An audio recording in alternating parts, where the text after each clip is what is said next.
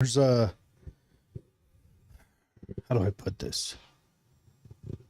A week ago, I watched the Netflix show on Richard Ramirez, the Night Stalker, and um, it's a freaky show. He in the '80s tormented um, he tormented California. Really just had a big impact. I think he killed 13 people. Um, Attempted to murder 11 others, and um and or attempted to murder 5 others and sexually assaulted 11 other people. But tonight I want to talk about his childhood. I want to talk about what made him, what may have made him. And hello, Lori. I would I would be remiss if I blamed um, all of this on his childhood, obviously, because, well, one, I don't know, lots of people have awful childhoods and they grow up to be fully functioning members of society that don't rape and murder and all that other stuff. I don't know. We're probably not supposed to say the R word on here. Maybe that'll make it so I don't get monetized further. And if you hear any buzzing in the sound, that's the printer going off over there. Maybe putting it in this room's not a good idea. But anyways, first I want to talk about some news. And let me get this prepped up for us real quick.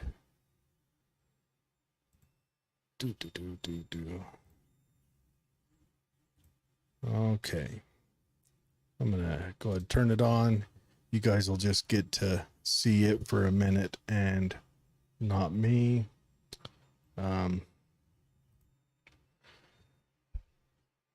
Get that out of there. All right. It says the announcement is, if I can get past the soccer ad, New Jersey woman fighting eviction blows herself up in a house full of cats.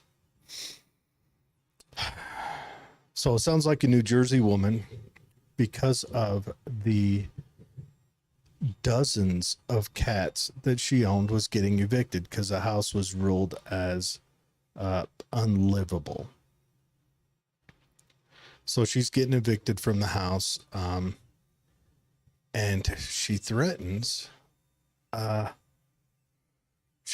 blow up the house with her. If she gets evicted. They declared unsafe for human occupancy. Of course, when you have that many animals, it's extremely hard to keep up with it inside of a domicile. So this isn't. It's not a funny story, and it's not a fun story. But sure enough, she turns the gas onto the stove and hits the igniter and blows up. Now they have picked through the house. They have found the remains of dozens of cats and the woman. But it's a tragic story. Now, some people have made horrible light of it, calling it a catastrophe. Hopefully no one laughs at that, because if you did, you're a savage, and I promise I did not. But yeah, that's insane. Just blowing up your house of cats, your pets. That's awful. So, on to the story. Okay. Again, today we'll be looking at Richard Ramirez, the Night Stalker. He was a serial killer and rapist who terrorized Southern California in the 1980s, and is responsible for the deaths of at least 13 people. But we're going to talk about his childhood. Ramirez was born February 29, 1960, in El Paso, Texas. He was the youngest of 5 siblings and was raised in a dysfunctional household. Ramirez's father, Julian Ramirez, or Julian Ramirez, was a former police officer who physically abused his children, while his mother, Mercedes Ramirez, was a devout Catholic who often turned a blind eye to her husband's abuse. Back in the 60s, man kind of ruled the house. Not saying that's good or bad, but in this instance, it was definitely bad.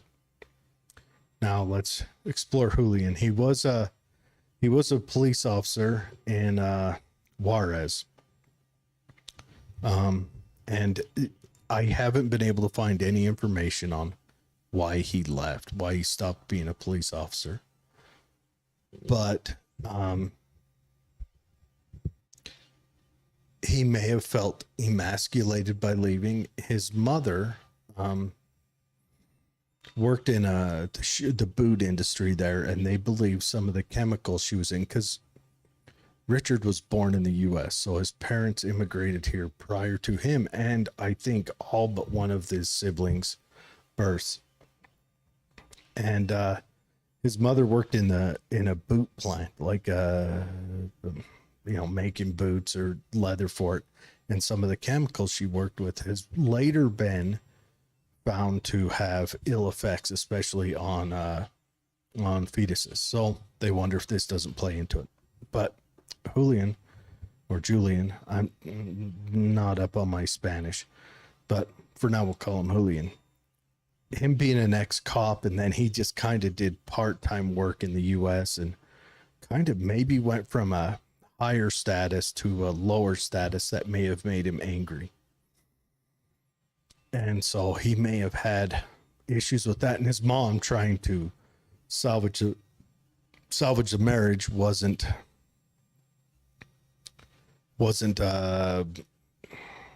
apt to speak up, in fear that he would go off the handle, because I'm sure he would be violent to him. So his dad would beat him with a belt, beat him with wires, wire hangers, and also like electrical wire.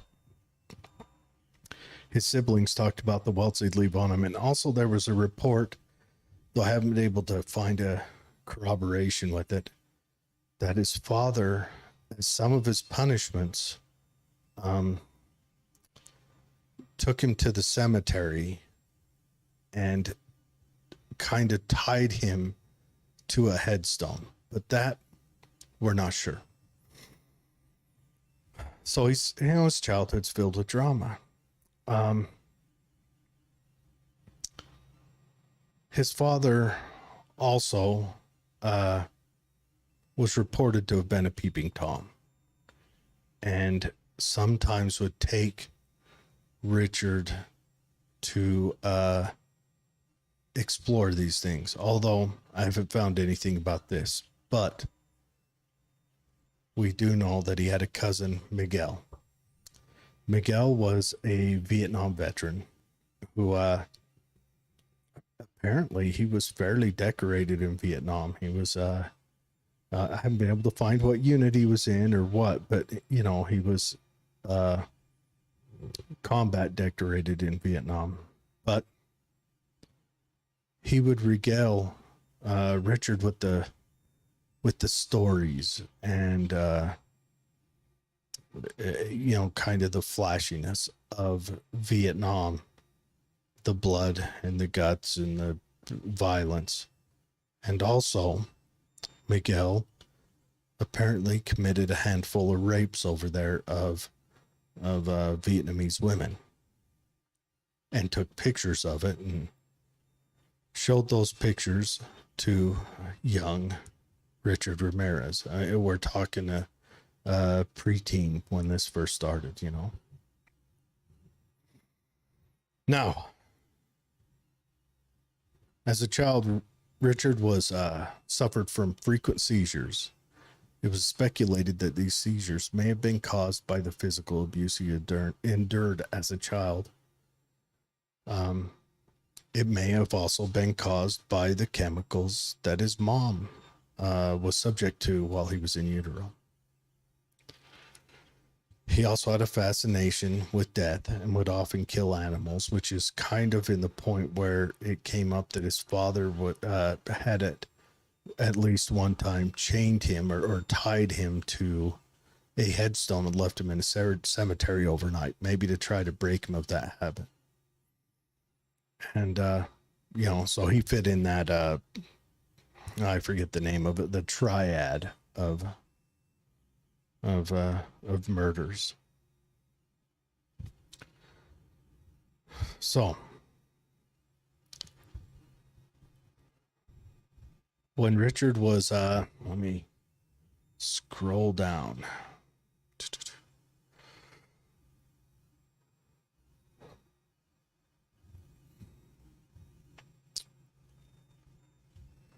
When Richard, I think he was 11, his uncle would beat his cousin would beat his aunt all the time. And Richard one day is over at his cousin's house, and he opens up the fridge, and there's a loaded pistol lying there in the fridge, and he asks his cousin, what is that for? And his cousin, for protection or whatever. Well, later on that same week, Richard's over there hanging out again, and his cousin shoots his wife, shoots his, Richard's cousin-in-law, shoots her and kills her. And Richard's right there and sees it all. So he kind of gets a fascination with that. And, his first time experiencing a human death up close. He had killed animals before that. His cousin would also smoke pot with this 11-year-old. And they believe introduced him to cocaine. Well, Richard's cruising along, and shortly after that, his cousin goes to prison, and Richard gets deep into cocaine and then starts peeping Tomming still, and then burglarizing a lot, and that kind of runs away from him. He gets addicted to cocaine, and then when you read about it, his first murder, let me pull up this lady's name if I can find it. His first murder was a 47-year-old woman, I think. Where was it at? Okay, no, he was 13 when Miguel killed his wife. But, so his first murder,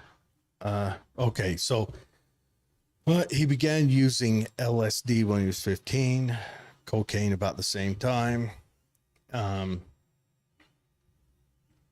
But his first murder, where's the name of the victim?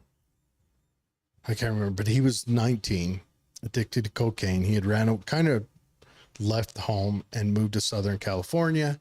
He had did a home robbery. He was just planning on robbing the home. He had done multiple robberies.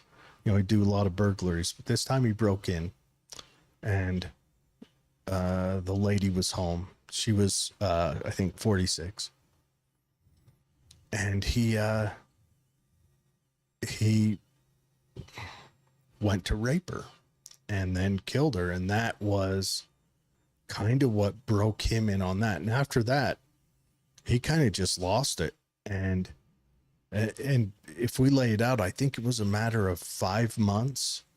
He killed 13 people, sexually assaulted 11, and most of them were children. Like, he would break into people's houses and kidnap these little kids, these 5, 4, 6, little kids. And part of that was how he got caught. He didn't kill the little kids very often, and he didn't have any kind of type that you could predict. Old, young, he just went after everyone. But I think that childhood of his father being brutal, him looking up to his cousin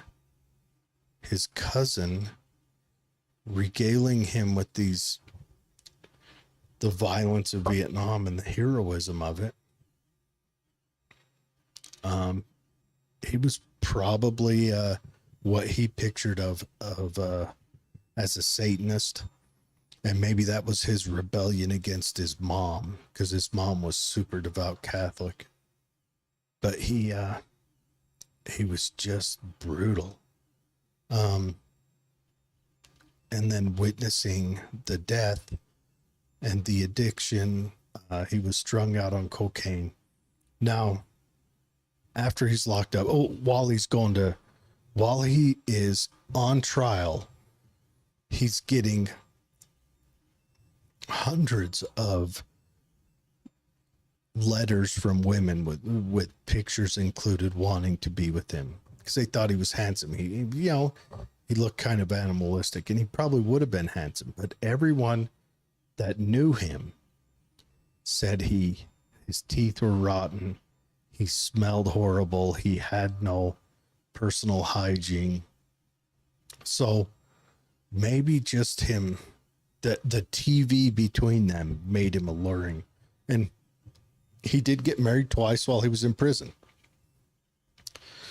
The first lady he was married for a short time until that lady looked into more of what he did, because during the trial, they didn't try him for the child rape or the pedophilia or whatever, because they didn't want to subject a couple of those children to the court trial, because they had him hands down on all the murders. They could get him and lock him away forever.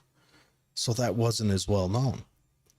So he marries the first lady, and she starts looking into him and sees, he raped 11 people, and I think 4 or 5 of them were little kids. We're talking straight pedophile stuff. And so she divorced him. And then, of course, he got married again. But thank God he never fathered any children, and his bloodline dies with him. But these women were sending him, on the daily, he was getting 4 or 5 letters with pictures included, I want to be your wife. And he had drawn a pentagram on his hand. I think during the pre-trial. And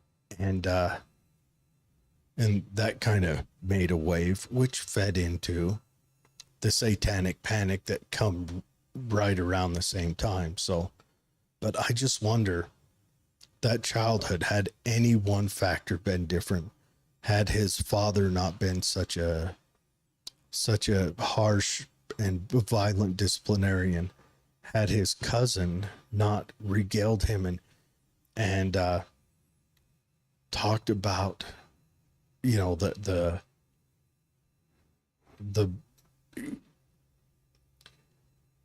his experience in Vietnam in such a manner that Richard would have looked up to it, would he have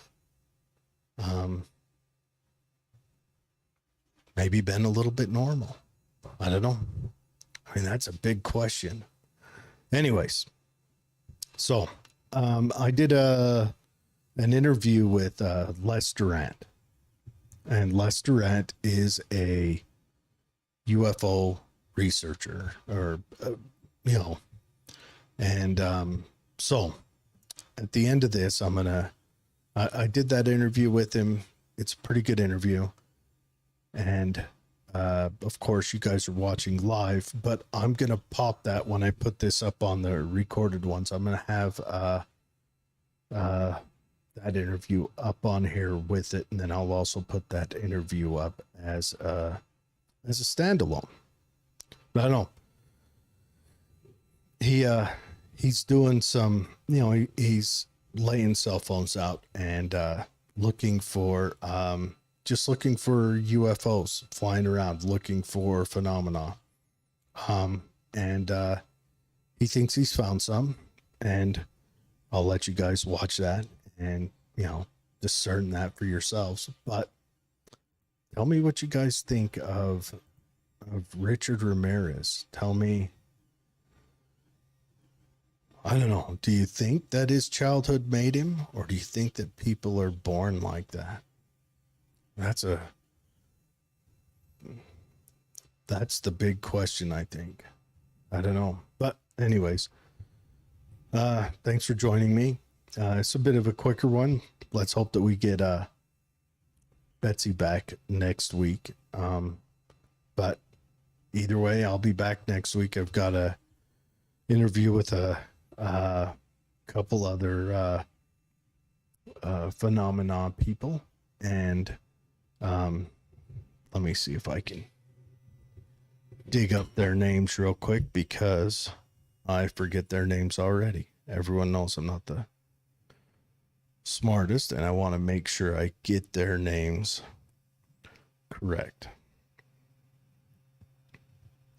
Okay. We have coming up next week at 6 p.m. Lala Bright and Bob McGuire. UFO paranormal power couple. They were thrown together by the phenomenon. She's a psychic medium and experiencer, and he's a scientist and engineer with internationally recognized credentials. And we'll just chat with them about the work they've been doing and find out, where they're at. But everyone, thanks again for joining us. Doesn't look like we have any comments to go through, so you guys have a marvelous weekend. Be safe. Be kind to your children. You want to make sure that they're functioning adults. I'm not telling you not to discipline them when it's appropriate, but appropriate discipline is the correct way. And me personally, I am a peaceful parent type. I don't believe it. I believe if you have to use violence for it, then you're doing something wrong, but I understand that doesn't apply to everyone. Just don't expose them to stuff that they shouldn't be exposed to. Oh, all right. Lori says she's looking forward to next week. I don't know. Well, I don't know what your guys' thoughts are on Richard Ramirez. That one just struck me. He's always been kind of an interesting case study for me. And I mean, if we go through the history of it, I mean, it seems like, and Miguel got 25 years in prison. So that's about the only good thing. Miguel, his cousin, for killing his wife. And if I remember, he died there in prison in that 25 years. He wasn't very healthy. But Ted Bundy had kind of a deserted parents' childhood. He was raised by his grandparents. His mother kind of ran off. Dahmer had, kind of the same thing. But the big thing for him is he was sexually abused as a child by a neighbor.